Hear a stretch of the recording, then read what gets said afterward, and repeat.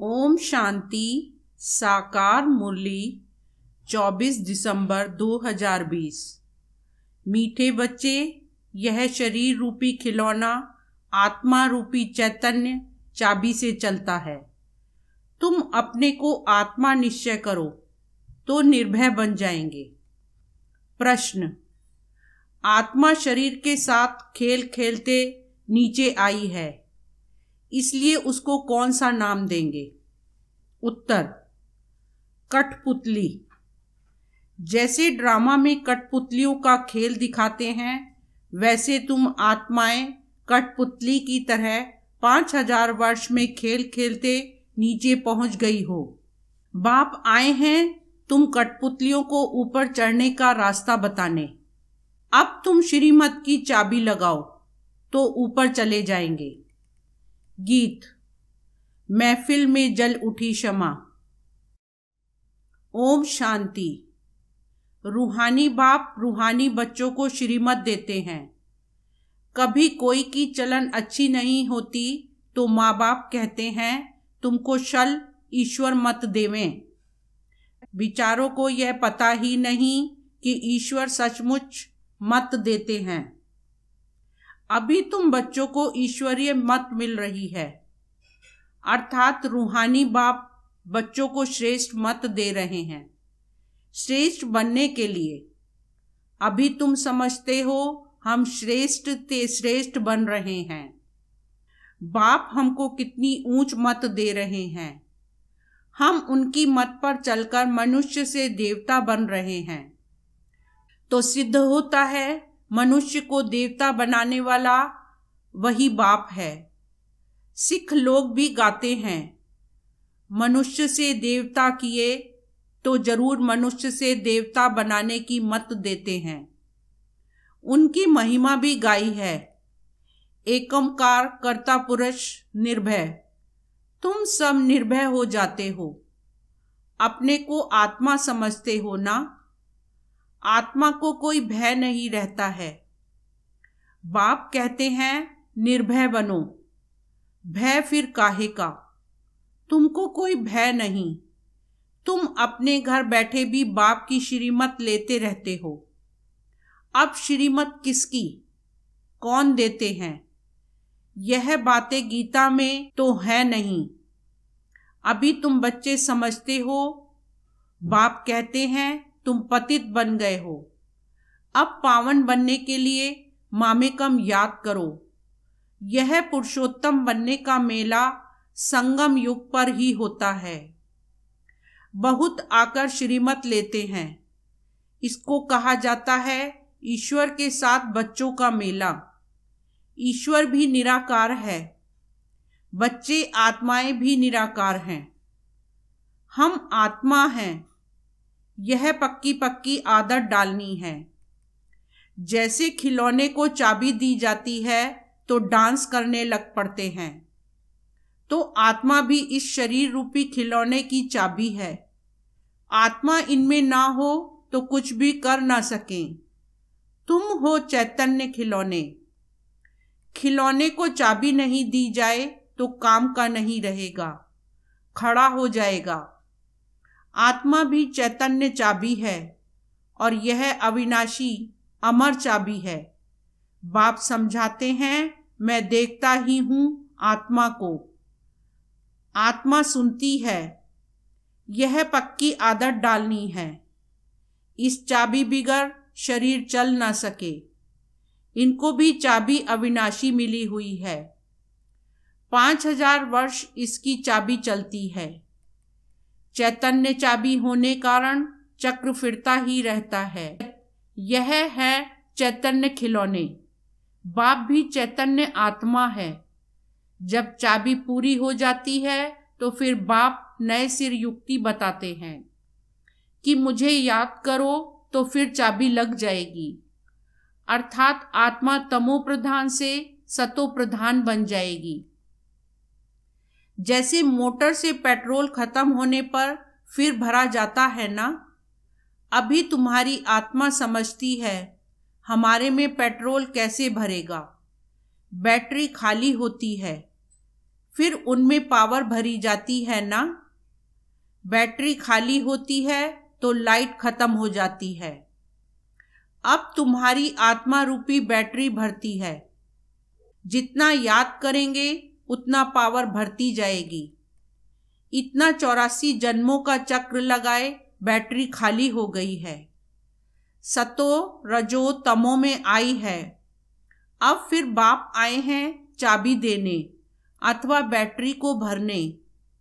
Power नहीं है तो मनुष्य कैसे बन जाते हैं? तो अब याद से ही बैटरी को भरना है। इनको ह्यूमन बैटरी कहें। बाप कहते हैं मेरे साथ योग लगाओ। यह ज्ञान एक ही बाप देते हैं। सद्गति दाता वह एक ही बाप है। अभी तुम्हारी बैटरी सारी भरती है जो फिर 84 जन पूरे पार्ट बजाते हो।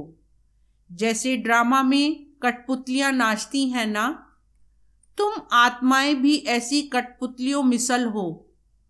ऊपर से उतरते 5000 वर्ष में एकदम नीचे आ जाते हो। फिर बाप आकर ऊपर चढ़ाते हैं। वह तो एक खिलौना है। बाप अर्थ समझाते हैं चढ़ती कला और उतरती कला का। 5000 वर्ष की बात है। तुम समझते हो श्रीमत से हमको चाबी मिल रही है। हम फुल सतो प्रधान बन जाएंगे। फिर सारा पाठ रिपीट करेंगे। कितनी सहज बात है समझने और समझाने की। फिर भी बाप कहते हैं समझेंगे वही जिन्होंने कल्प पहले समझा होगा। तुम कितना भी माथा मारो जास्ती समझेंगे ही नहीं। बाप समझ तो सबको एक जैसी ही देते हैं। कहाँ भी बैठे बाप को याद करना है। भल सामने ब्राह्मणी ना हो तो भी तुम याद में बैठ सकते हो। मालूम है बाप की याद से ही हमारे विकर्म विनाश होंगे। तो उस याद में बैठ जाना है। कोई को बिठाने की दरकार नहीं है। खाते पीते स्नान आदि करते बाप को याद करो। थोड़ा टाइम दूसरा कोई सामने बैठ जाते हैं। ऐसे नहीं कि वह मदद करते हैं तुमको। नहीं, हर एक को अपने को ही मदद करनी है। ईश्वर ने तो मत दी है कि ऐसे ऐसे करो तो तुम्हारी दैवी बुद्धि बन जाएगी। यह टेम्पटेशन दी जाती है। श्रीमत तो सबको देते रहते हैं। इतना जरूर है किसकी बुद्धि ठंडी है किसकी तेज है। पावन के साथ योग नहीं लगता तो बैटरी चार्ज नहीं होती। बाप की श्रीमत नहीं मानते हैं, योग लगता ही नहीं। तुम अभी फील करते हो हमारी बैटरी भरती जाती है। तमो प्रधान से सतो प्रधान तो जरूर बनना है। इस समय तुमको परमात्मा की श्रीमत मिल रही है। यह दुनिया बिल्कुल नहीं समझती। बाप कहते हैं मेरी इस मत से तुम देवता बन जाते हो। इससे ऊंच चीज कोई होती नहीं। वहां यह ज्ञान नहीं रहता। यह भी ड्रामा बना हुआ है। तुमको पुरुषोत्तम बनाने के लिए बाप संगम पर ही आते हैं, जिनका फिर यादगार भक्ति मार्ग में मनाते हैं। दशहरा भी मनाते हैं ना। जब बाप आता है तो दशहरा होता है। 5000 वर्ष बाद हर बात रिपीट होती है। तुम बच्चों को ही यह ईश्वरीय मत अर्थात श्रीमत मिलती है, जिससे तुम श्रेष्ठ बनते हो। तुम्हारी आत्मा सतो प्रधान थी। वह उतरते उतरते तमो प्रधान भ्रष्ट बन जाती है। फिर बाप बैठ ज्ञान और योग सिखलाकर सतो प्रधान श्रेष्ठ बनाते हैं। बतलाते हैं तुम सीढ़ी नीचे कैसे उतरते हो। ड्रामा चलता रहता है। इस ड्रामा के आदि मध्य अंत को कोई भी जानते नहीं है। बाप ने समझाया है, अब तुमको स्मृति आई है ना। हर एक के जन्म की कहानी तो सुना नहीं सकेंगे। लिखी नहीं जाती जो पढ़कर सुनाई जाए। यह बाप बैठ समझाते हैं। अभी तुम सो ब्राह्मण बने हो, फिर सो देवता बनना है। बाप ने समझाया है, ब्राह्मण, देवता, क्षत्रिय तीनों धर्म मैं स्थापन करता हूं। अभी तुम्हारी बुद्धि में है हम बाप द्वारा ब्राह्मण वंशी बनते हैं, फिर सूर्यवंशी, चंद्रवंशी बनेंगे। जो नापास होते हैं वह चंद्रवंशी बन जाते हैं। किसमें नापास? योग में। ज्ञान तो बहुत सहज समझाया है। कैसे तुम 84 का चक्र लगाते हो। मनुष्य तो 84 लाख कह देते तो कितना दूर चले गए हैं। अभी तुमको मिलती है ईश्वरीय मत। ईश्वर तो आते ही हैं एक बार, तो उनकी मत भी एक बार ही मिलेगी। एक देवी देवता धर्म था, जरूर उन्हों को ईश्वरीय मत मिली थी। उसके आगे तो हुआ संगम युग। बाप आकर दुनिया को बदलाते हैं। तुम अब बदल रहे हो। इस समय तुमको बाप बदलाते हैं। तुम कहेंगे कल्प कल्प हम बदलते आए हैं, बदलते ही रहेंगे। यह चैतन्य बैटरी है ना, वह है जड़। बच्चों को मालूम हुआ है 5000 वर्ष बाद बाप आए हैं। श्रेष्ठ श्रेष्ठ मत भी देते हैं। ऊंच ते ऊंच भगवान की ऊंच मत मिलती है, जिससे तुम ऊंच पद पाते हो। तुम्हारे पास जब कोई आते हैं तो बोलो तुम ईश्वर की संतान हो ना। ईश्वर शिव बाबा है। शिव जयंती भी मनाते हैं। वह है भी सद्गति दाता। उनको अपना शरीर तो है नहीं, तो किसके द्वारा मत देते हैं।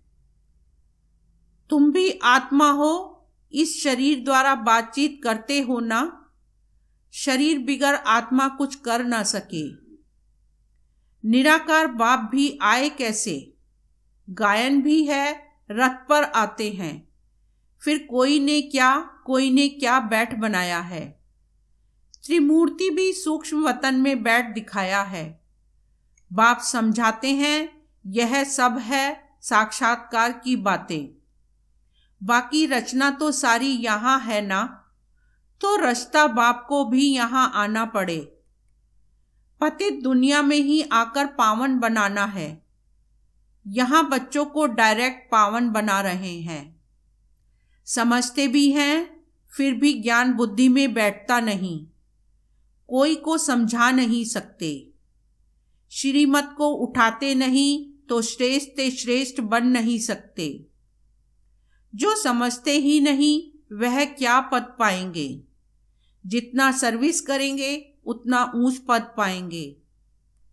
बाप ने कहा है हड्डी हड्डी सर्विस में देनी है, ऑल राउंड सर्विस करनी है। बाप की सर्विस में हम हड्डी देने भी तैयार हैं। बहुत बच्चियां तड़फती रहती हैं सर्विस के लिए। बाबा हमको छुड़ाओ तो हम सर्विस में लग जाएं, जिससे बहुतों का कल्याण हो। सारी दुनिया तो जिस्मानी सेवा करती है, उससे तो सीढ़ी नीचे ही उतरते आते हो। अभी इस रूहानी सेवा से चढ़ती कला होती है। हर एक समझ सकते हैं यह फलाने हमसे जास्ती सर्विस करते हैं। सर्विसेबल अच्छी बच्चियां हैं तो सेंटर भी संभाल सकती हैं। क्लास में नंबरवार बैठते हैं। यहाँ तो नंबरवार नहीं बिठाते हैं, फंक हो जाएंगे। समझ तो सकते हैं ना। सर्विस नहीं करते तो जरूर पद भी कम हो जाएगा। पद नंबरवार बहुत है ना, परंतु वह है सुख धाम, यह है दुख धाम। वहां बीमारी आदि कोई होती नहीं। बुद्धि से काम लेना पड़ता है। समझना चाहिए हम तो बहुत कम पद पालेंगे, क्योंकि सर्विस तो करते नहीं हैं। सर्विस से ही पद मिल सकता है। अपनी जांच करनी चाहिए। हर एक अपनी अवस्था को जानते हैं। मम्मा बाबा भी सर्विस करते आए हैं, अच्छे अच्छे बच्चे भी हैं, भल नौकरी में भी हैं। उनको कहा जाता है हाफ पे पर भी छुट्टी लेकर जाएं, सर्विस करो, हर्जा नहीं है। जो बाबा की दिल पर सो ताउसी तख्त पर बैठते हैं, नंबरवार पुरुषार्थ अनुसार। ऐसे ही विजय माला में आ जाते हैं, अर्पण भी होते हैं, सर्विस भी करते हैं। कोई तो भल अर्पण होते हैं, सर्विस नहीं करते तो पद कम हो जाएगा ना।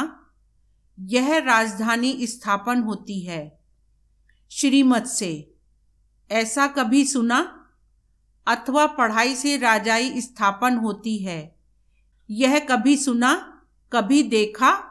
हाँ, दान पुण्य करने से राजा के घर जन्म ले सकते हैं, बाकी पढ़ाई से राजाई पद पाएं, ऐसा तो कभी सुना नहीं होगा, किसको पता भी नहीं। बाप समझाते हैं तुमने ही पूरे 84 जन्म लिए हैं, तुमको अब ऊपर जाना है बहुत इजी।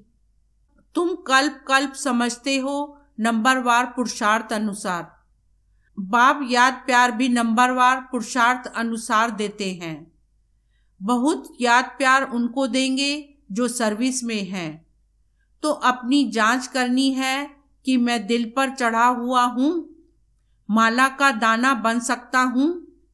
अनपढ़े जरूर पढ़े हुए के आगे भरी ढोएंगे।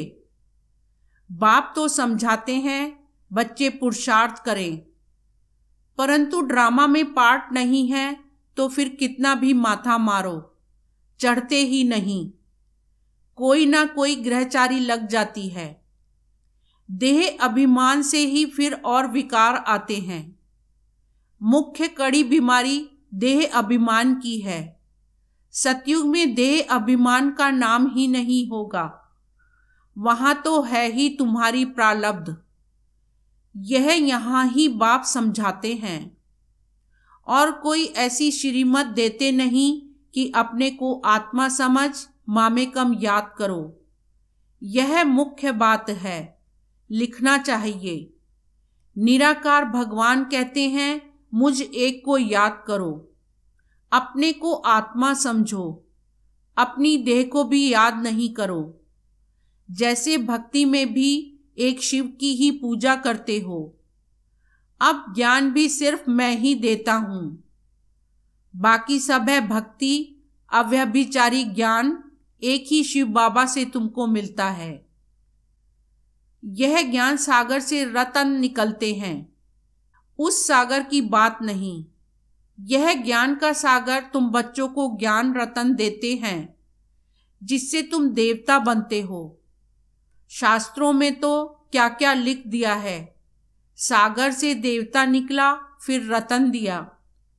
यह ज्ञान सागर तुम बच्चों को रतन देते हैं, तुम ज्ञान रतन चुकते हो। आगे पत्थर चुकते थे तो पत्थर बुद्धि बन पड़े, अब रतन चुगने से तुम पारस बुद्धि बन जाते हो, पारसनाथ बनते हो ना। यह पारसनाथ लक्ष्मी नारायण विश्व के मालिक थे। भक्ति मार्ग में तो अनेक नाम अनेक चित्र बना रखे हैं, वास्तव में लक्ष्मी नारायण व पारसनाथ एक ही है। नेपाल में पशुपति नाथ का मेला लगता है, वह भी पारसनाथ ही है। अच्छा, मीठे मीठे सिकीलदे बच्चों प्रति माता पिता बाप दादा का याद प्यार और गुड मॉर्निंग। रूहानी बाप की रूहानी बच्चों को नमस्ते, रूहानी बच्चों की रूहानी बाप को नमस्ते। धारणा के लिए मुख्य सार। फर्स्ट पॉइंट, बाप ने जो ज्ञान रतन दिए हैं वही चुगने हैं, पत्थर नहीं। देह अभिमान की कड़ी बीमारी से स्वयं को बचाना है। सेकंड पॉइंट, अपनी बैटरी को फुल चार्ज करने के लिए पावर हाउस बाप से योग लगाना है। आत्म अभिमानी रहने का पुरुषार्थ करना है, निर्भय रहना है।